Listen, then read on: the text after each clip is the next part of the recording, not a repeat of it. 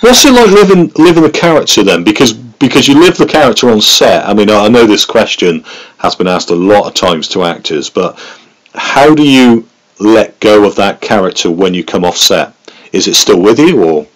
I think to a greater or lesser degree, most characters that you play are part of your personality. Yeah. You bring out a part of or a facet of your own personality, and hopefully you're able to bring a part of yourself to it. Sure. And it's a bit like I use the concept of the tarot cards. I mean, when we talk about the tarot cards, I say, look, the 22 major cards are aspects and facets of the human personality. We all have them.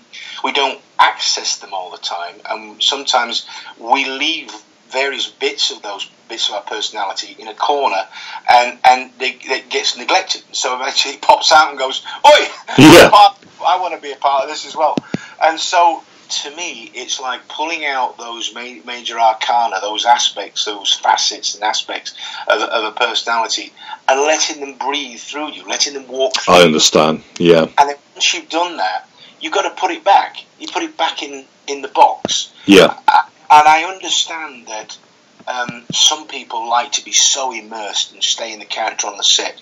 But, like, to go back to Black Sails, Toby Stephens and I could finish a very, very intense scene and still giggle like school children. Yeah, yeah. Break tension, to let that go. We still joked, we still ribbed each other mercilessly, but then go back into the scene and get back into that intensity.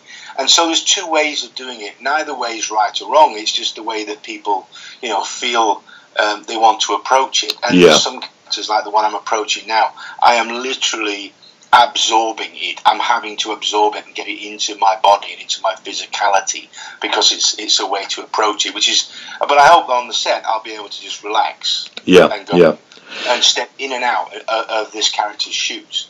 So with with Sky Masterson, going back to that then with Guys and Dolls, that again was quite a tough, or not quite a challenging character to play again.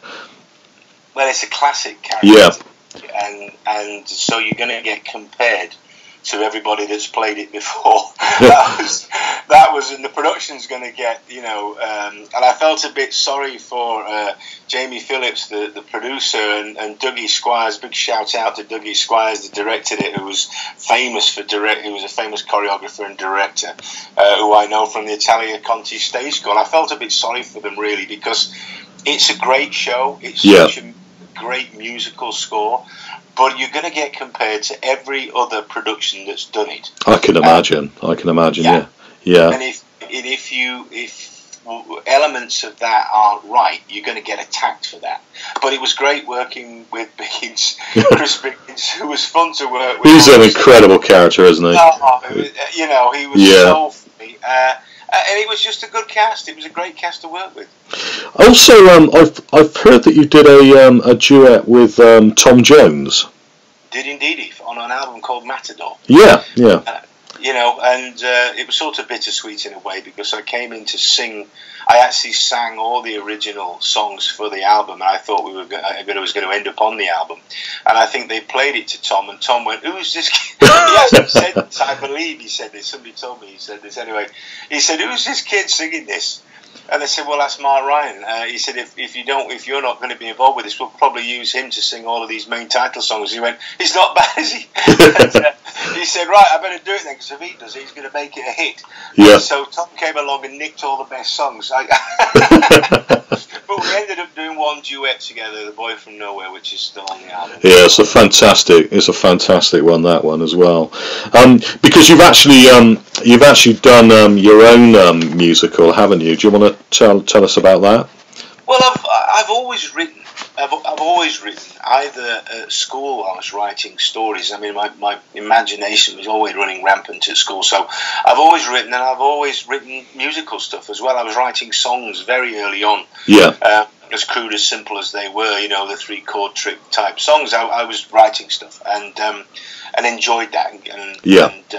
And so the whole idea of Wuthering Heights, which gripped me from a very young age, I've always thought it would make an amazing musical concept. It's an amazing. I mean, the Wuthering Heights. When I've read the book, to see it actually. I mean, I've seen a clip of.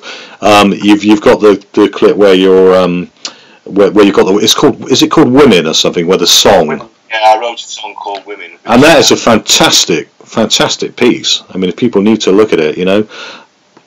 There's a couple of songs on there I'm very proud of. Dark Passion is one. Yeah. I was very happy with the way it came out. I was very happy with all the songs. I've got one song which I haven't released yet, which I will do at some point in the proceedings. And at some point in the proceedings, I've got to go back and put it all together and make it the proper full. I've got 20 songs. It's all written. Yeah. I just need to get it all together and record the whole thing. But it's such a big enterprise that you really need a lump of time to just go away and do it. And at the moment, I've been lucky that I've been working pretty much. And people can download it on iTunes as well, can't they? Because I know I have, and if anyone wants to get it, iTunes, CD Baby. It's on a couple of there's a couple of places you can go and either look at it. It's on the net. There's one of that's the Women song, I think, and there is the Making of Women. They're both out on the net, YouTube somewhere. Yeah. I was just going to say, you're in LA at the moment. What's the weather like over there at the moment, Mark? It's cleared up a bit. It was a bit cloudy yesterday. I thought we might actually have a smattering of rain yesterday, but no such luck. It was just gloomy. Well, just to let you know, over here it's about 55, and over there I think it's 75, if I'm right. What is that 55 in temperature? Degrees, yeah, 55. Yeah, I can't do the other thing. We're still working, you know, if it's 90 degrees here, it's 90 degrees. I know that is hot. Yeah. No, it's probably about 80, it's probably about 78, 80 degrees here. It's warm, it's bright, sunny, there are a few wispy white clouds in the sky, but other than that, it's a typical, beautiful California autumn day. Oh, it sounds lovely. And what's it like? I mean, what is life like in LA? I mean, you know, coming from the UK itself, what's it like to live there and work there? Wow, I was asked that question. I was talking to a casting lady in London a little while ago, and Suzanne Smith actually, and she sort of said, "So what is it like there?" And I said, "Well, it's one of the interesting things. I mean, I refer to LA. I say, look, LA stands for Lunatic Asylum."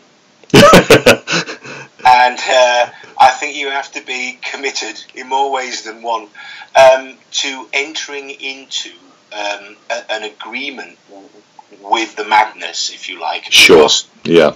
There is plenty of madness to go around, and God alone knows I've seen plenty of it. But things happen here that could never happen anywhere else in the industry. Yeah. And if you look at what has happened to my career with things like Frasier, Transformers. I was going to go on to that. Yeah.